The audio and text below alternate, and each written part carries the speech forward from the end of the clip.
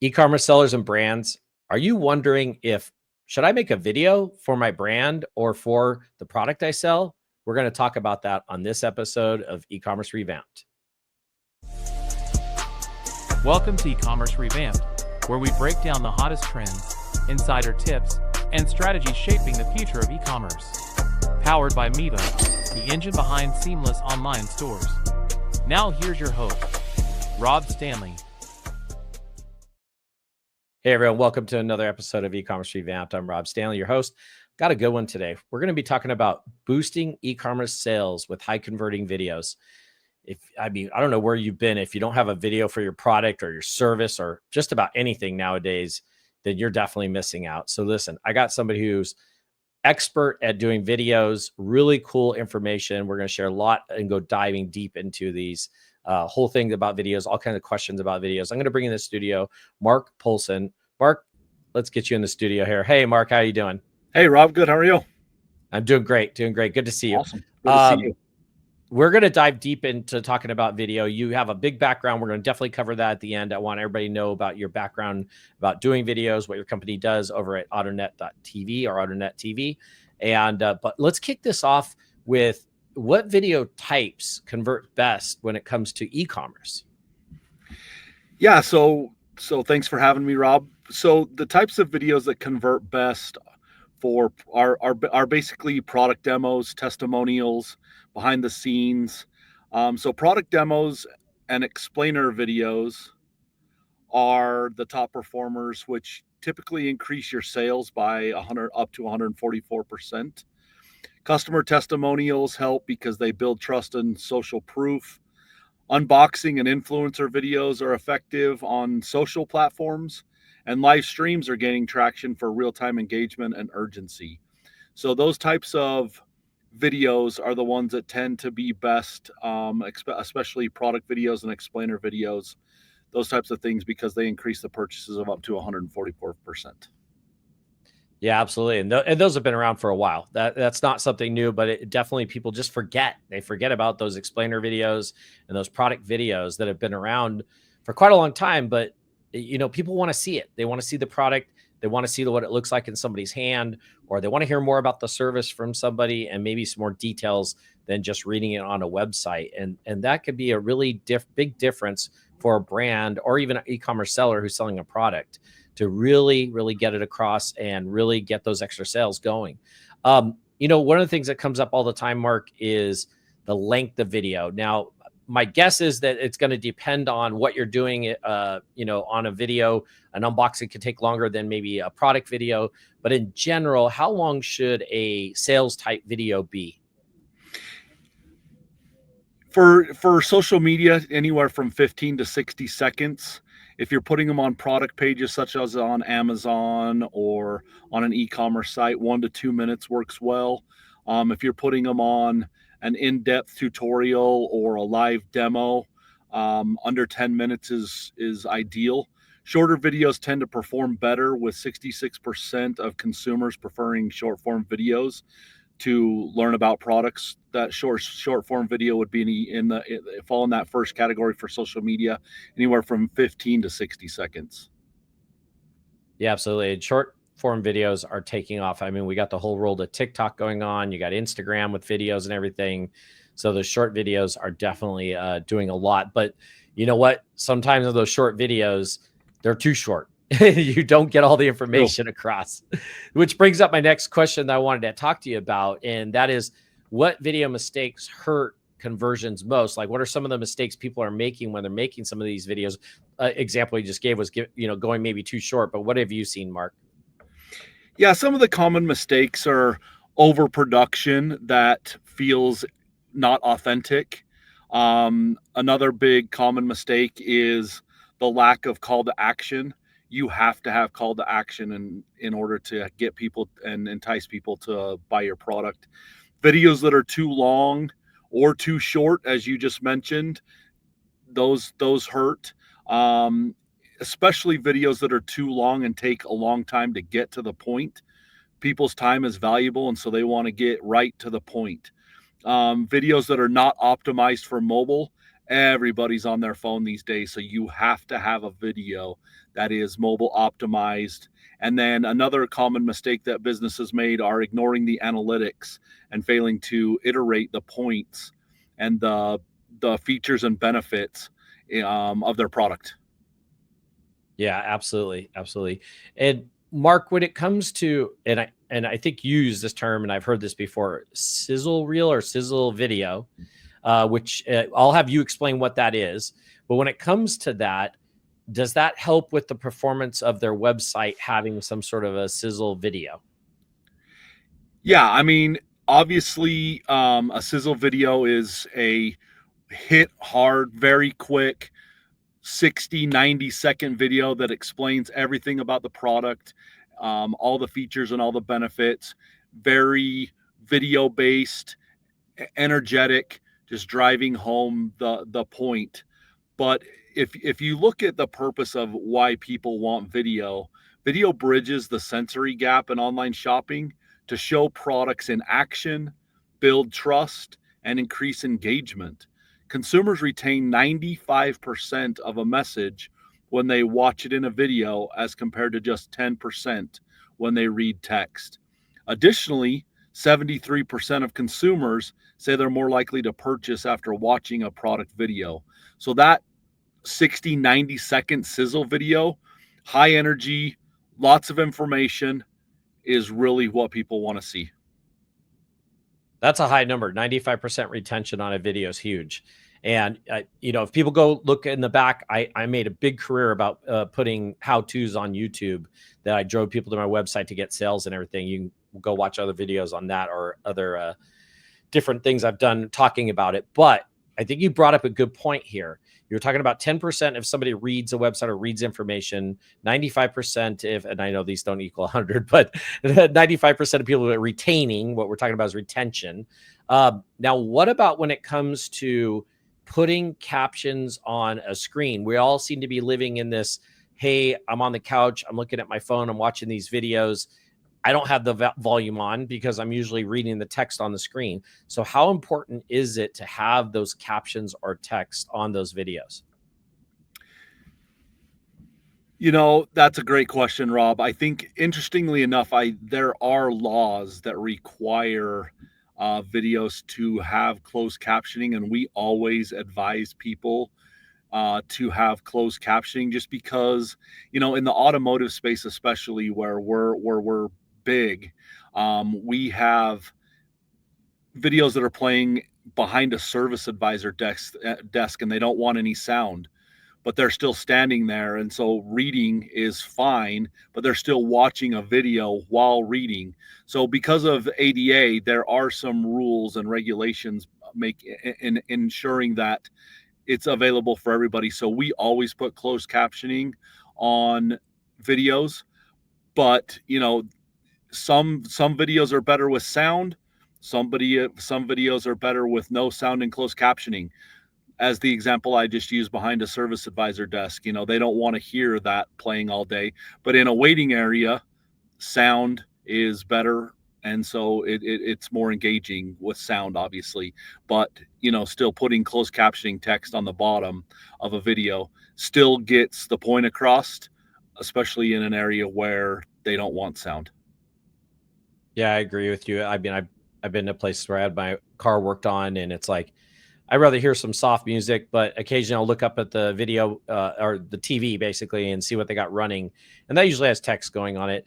And I'm also curious, I'm sure this has been already been test done on this, but if you're 95% retention of watching a video, you add text to that where you're watching and reading it, it's got to be a higher retention rate, I'm sure. And for sure. Yeah, that would totally make sense. Now we're all kind of living in this world of vertical format, horizontal format videos, depending on what kind of device you're using to watch videos, right? So help me a little bit with how do you optimize videos for mobile shoppers? Is it automatically built in, or is this something you have to do in the back end or something? Help us out with that. Most everybody still wants horizontal, but there is a trend out there for vertical, especially if it's like a digital poster, those types of things. And so, it is kind of just depending on what what the customer ultimately wants.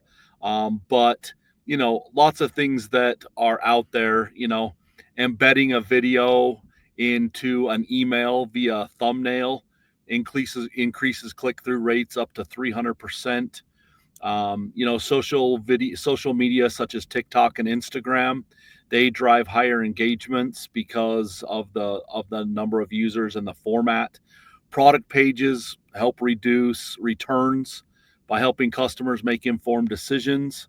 And obviously, Miva's very familiar with this, but SEO, video-rich pages rank higher in the search results.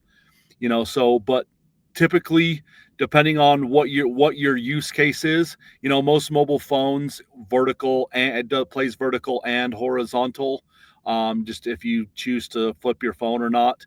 So the trend is still horizontal, but there is a movement towards vertical depending on what the use case is.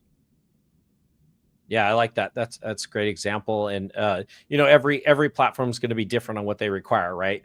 So, some are going to require it vertical, some are going to be horizontal, some might just adjust it for you. It really just depends. I think like YouTube, if I'm not mistaken, if you put a video on there and go on your phone and use the app, it's going to adjust it or at least shrink it down to fit on your phone so you see it. So yeah, great example there, Mark. Listen, we're going to take a quick commercial break. When we come back though, Mark, I'd love you to tell me, you're talking about earlier about, let's say, a showroom and a video running. I wanted you to give us maybe an example of something like that you guys have done for a client, and what kind of increase did they see by having a video versus just clicking the TV on and letting that run. And we're going to do that right after this commercial break. Need an e-commerce platform that's as ambitious as you are? Miva empowers your business with seamless design, top-tier features, and the flexibility to scale. For serious growth and a better online experience, it's got to be Miva. Visit miva.com/podcast and start building success today. Yeah, be sure to head on over to miva.com/podcast. Got lots of cool resources over there. You can watch some of the previous videos. We got a lot coming up on that. But right now, we're talking about Boost Ecommerce Sales with high converting videos. And I got Marc Poulsen on from AutoNetTV. And just before the break, Mark, I was asking you to tell us a bit of an example of like a showroom. There's been times I've gone into, let's say, a BMW dealership. They got regular TV playing. And I think it's a missed opportunity, in my opinion, based off knowing you and things I've heard. Why don't you tell us a bit of an example of what you guys have done, let's say, for a showroom, whether it's a dealership or even just a repair shop? Yeah, so there's kind of two sides of the AutoNetTV business. One is obviously the production of all these videos, but the other side is a subscription-based model where we have products that play in a service advisor desk with a digital menu board behind a service advisor desk. We also have a waiting area TV, and this is what I think you're referring to, Rob, is a lobby TV where it plays family-friendly content, no need to have cable or those types of things. And then every 10 minutes, it plays a consumer educational video to educate the consumer about the services that they have. So for example, if your steering wheel shaking, you might need to have your rotors looked at, or you might need to have your brakes adjusted, or you might need an alignment. These types of consumer education videos have really driven ROI in these repair shops up significantly. I mean, we did a study with Chevron a few years ago that putting these videos in the repair shops at their Chevron certified repair shops drove traffic and repair orders up about 300%. Now, that's just an automotive example. A more example that somebody's probably familiar with is a case study that Zappos did that showed adding product videos increased the conversion rate by 6 to 30%, depending on the category that they were looking at Zappos. Similarly, Dollar Shave Club's launch video, when they launched their product, generated 12,000 orders in 48 hours, proving that viral power of well-crafted video. And so there's different scenarios depending on the market that you're in, but I think it's overwhelmingly positive in the favor of having video drives more orders and higher orders, especially in automotive, because that repair order cost goes up because now consumers are educated. They can make a well-informed decision. I'll give you one more quick example. Let's just say that a soccer mom goes in, she needs to have her oil changed. So she goes into a dealership or a repair shop, either one, and says she needs her oil changed. But when they do their multi-point inspection, finds that there's a couple of issues. So she goes to they go to the soccer mom, and the soccer mom is unfamiliar with any of those services. And so she's a little nervous, thinks that the service advisor might just be trying to take her for money. But at the same time, those things need to be fixed. And the service advisor tries to tell her that. So there is a very significant number of repairs that go unperformed every year. And that number is 60 billion, 60 with a B. And that is because there is a massive trust factor between the soccer mom and that service advisor, because the next time she takes her car in, it's a decent likelihood that that service advisor may not even be there anymore. And so they really, it becomes a grudge buy at that point when the service advisor, and between the service advisor and the soccer mom thinks that they're taking her to the cleaners, but the service advisor knows that they need to be fixed based on the multi-point inspection. And video has really helped with that. We integrate with some digital inspection tools, and video has really helped that because it really educates the consumer and helps them make an informed decision. And it really helps, number one, drive that repair order up, but two, it educates the consumer so that that trust factor is significantly lowered between the service advisor and that soccer mom. I'm going to go a little off subject, but this is actually crazy. So I was in the dentist, and he's like, your back tooth is cracked. And he got the little video camera, shows me live as he's doing it. And I could sure enough see the crack, and I got that fixed already. But it's crazy how the video technology, or the technology nowadays, just is making things so much different. And yeah, it just helps easier. Build that trust factor between Absolutely. you and the repair shop and the service advisor. Absolutely. Listen, we've talked a little bit about short form videos. I want to go, I'll rephrase this a little different, actually, the question. Can short form videos increase repeat purchases? So we know a lot about, it could definitely increase the purchase. Can it get a customer to come back to either buy that product again, assuming it's a consumable, or possibly buy another product? What have you seen on that, Marc? Yeah, I mean, obviously it does help. If you have a call to action running some type of a promotion or special along with that video, short form videos, if they're fast, hard hitting, benefits driven, and engaging, absolutely people will come back and come back and come back. You'll build a following, and people will definitely come back to see what you're doing next. Short form video, I mean, that's what you're seeing with influencers across every product line and every vertical. You're seeing short form video is the way. I mean, that's what, in the education space, that's what teachers want. They want fast, hard hitting, engaging content that teaches the principles of what the teachers are trying to do in a hard hitting, because I don't remember the exact number, but the number of, or the percentage of students' attention rate is very short this day and age. I mean, it's longer as you're older, but kids in elementary school, middle school, and high school, it's within 1 to 2 minute attention span. So you have to make short form video has to be the priority. Yeah, I love that. I'd be surprised if it's even 2 minutes, to be honest. Some of these kids nowadays, but that, not to get into that whole thing, but let's talk a bit about you're talking about the showroom or the dealer or the auto repair place, or even the online.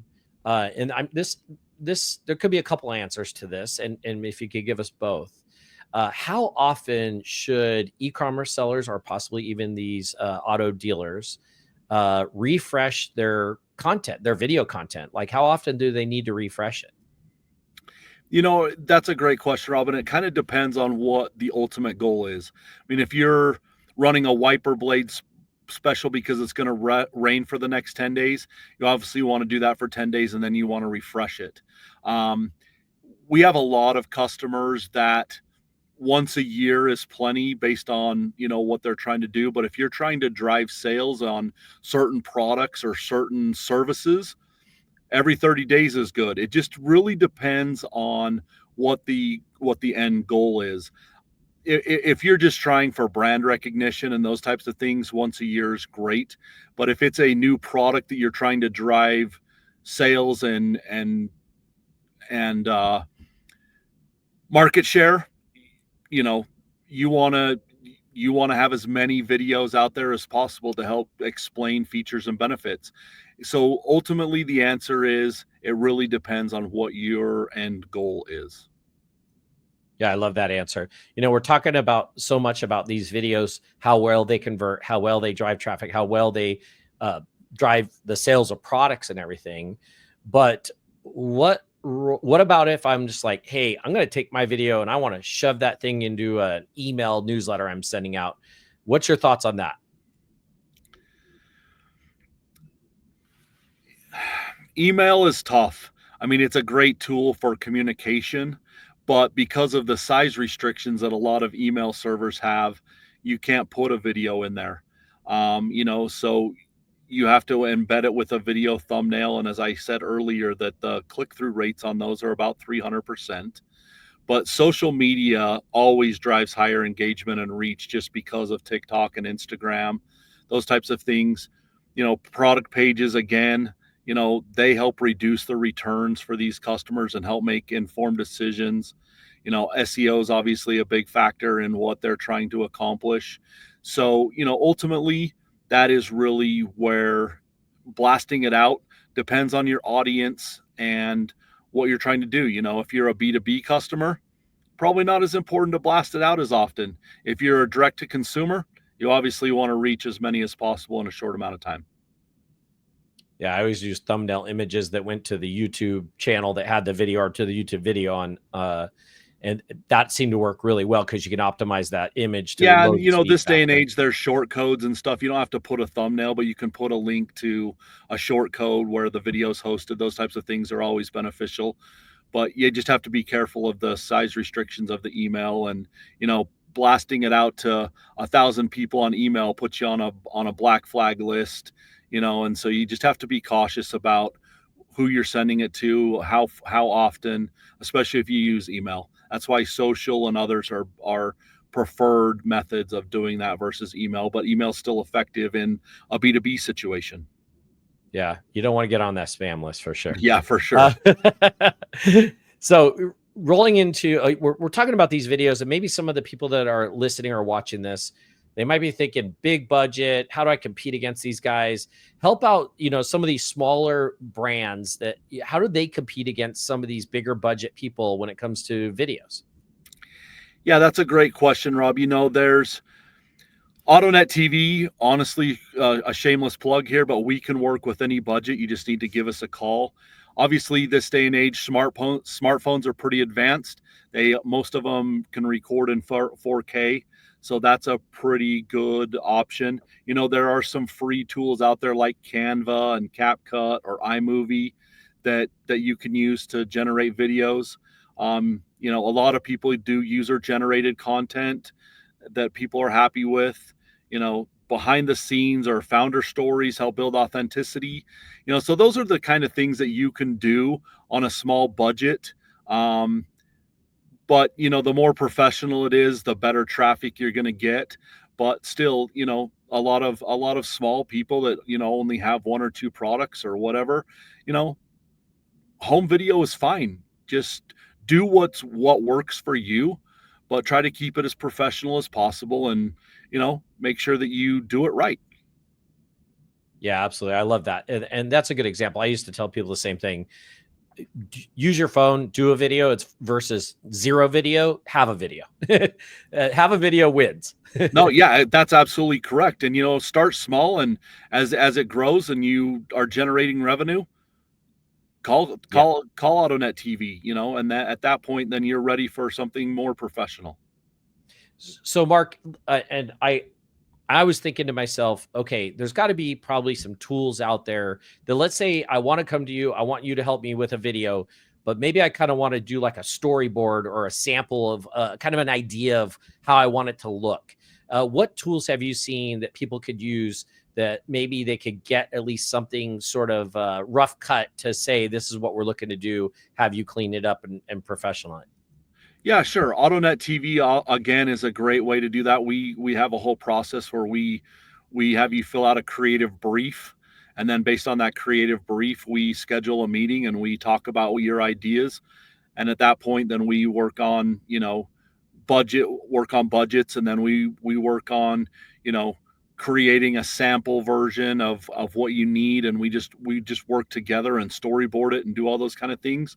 But if you're not ready for the professional ranks, there's, again, Canva is a good way to create something semi-professional, but still looking good. CapCut's obviously a good thing. There's products from Adobe out there that help you, or InVideo. That's for content creation. If you're talking about distribution, obviously YouTube, Instagram Reels, TikTok, Facebook. Selling on Amazon and their product pages is a great way. If you're talking hosting and analytics, obviously AutoNetTV can help you there, but there's others like Vidyard or Vimeo or Wistia. Those things are good for hosting and analytics. Live selling, obviously, if you're trying to sell live, Miva is a great place. They can create a great e-commerce site for you that can get you the selling that you need to generate that revenue. Absolutely. Those are great examples for people to use. Big fan of Canva. They've been adding so many features lately with video and AI and all kinds of really crazy stuff. Love using that tool. One of my favorites. Marc, I know we've already talked a bit about AutoNetTV, but before we transition into telling people more about AutoNetTV and the different areas you guys cover, what do you kind of see coming down the road? What's kind of new or trending when it comes to the whole video and people adopting them and everything? What are you seeing coming up? Yeah, that's a great question, Robin. There's some cool things that I think are coming that are going to eventually come out and help drive more traffic. And one of those is shoppable videos with embedded links to purchase the product.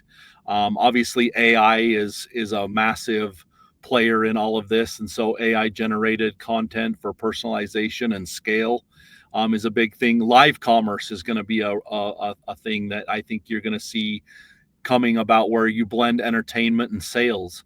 Obviously 360 imaging and 360 graphics, virtual reality AR videos for an immersive product experience. You're going to see voice and gesture controlled video shopping as smart devices evolve. If you look at what the Apple Watch Ultra can do, where you just tap your fingers to answer, those types of gesture-based videos with voice and things it's going to be pretty cool in the future to see where things go. But those are the things that I see coming down the pipe over the next few years. I can't wait for this. Some of those are so cool, and they already have a little bit of that. What is it? The Google AR or VR. Yep, AR, goggles. VR, yeah. And don't they have the whole thing now where you could be like courtside at the basketball game or something like that? That stuff's crazy. Yeah, but what you're going to see with that is you're going to see that combined with shoppable products. You're courtside at a basketball game, and one of your favorite players, you decide you want to buy a jersey. You're going to be able to buy that jersey right from that VR experience. So that's going to be something that's pretty cool, where you're literally going to be able to do something from something. Yeah, no, that's cool. We're geeking out here. Listen, Marc, tell everybody about AutoNetTV, and also let them know the website, how to get a hold of you, all that stuff. But tell them a little bit more. You guys have a whole bunch of different things you guys do for people. Explain a little bit what you guys do. Yeah, so AutoNetTV started in 2004 with the premise of educating consumers in the automotive space, as we've talked about. Building that trust and, building those relationships, just like any other business wants to do. And so we started with the premise of putting educational content in a repair facility or in a dealership that allows them to play family friendly content, but still educate the consumer on the products and services that they sell in that shop. That's evolved into a whole subscription based model that we have just shy of 18,000 subscribers. We're in, many repair shops, every Nissan and Infiniti dealer in America. We're in Hyundai, we're in Kia, we're in Chrysler, Dodge, Jeep, Ram, we're in Ford, we're in Mitsubishi. We're in Napa repair facilities, we're in Meineke, we're in Midas, we're in Ford Quick Lanes. We're all over the place, and so we have a lot of stuff in the subscription side.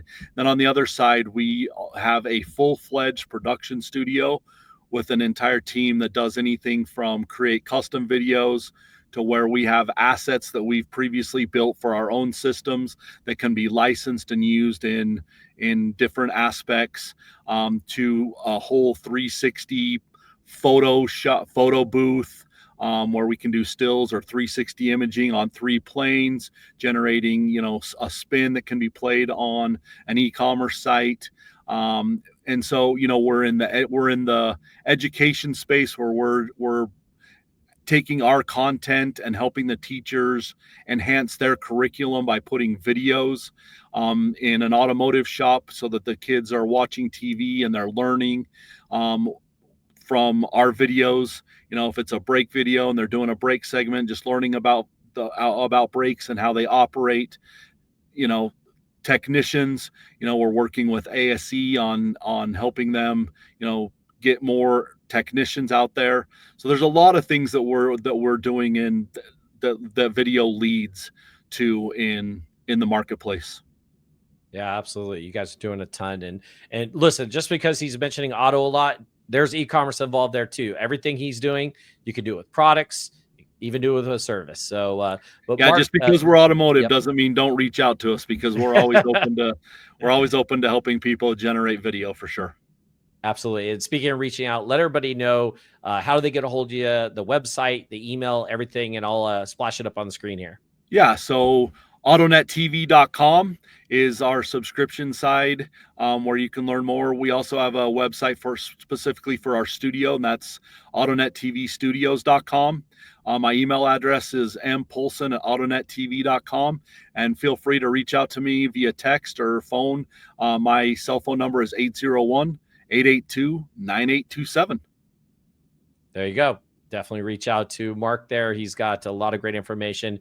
If you missed a question or you're interested in hearing about his services, or you have even a small budget, reach out and just see what they can do and see how they can maybe help you out. And there's always something there, right? Whether you're e-commerce seller or automotive industry. So definitely reach out to Marc. Love having him on. We haven't had anybody on talking about this and talking about really the amount of opportunity there is in video, which I know there is. I made a whole career and a company off of it. So, Marc, missing out if you're not doing it. Absolutely. I agree with you 100%. So listen, everyone, I appreciate you all listening. Marc, thank you so much for coming on Ecommerce Revamped. I really appreciate you. And everybody be sure to tune in to the next episode after this. Thanks, Rob. Thanks for tuning in to Ecommerce Revamped. Ready to take your e-commerce business to the next level? Visit Miva.com for the tools to build seamless online stores and unforgettable customer experiences. Until next time, keep your carts full and your customers happy.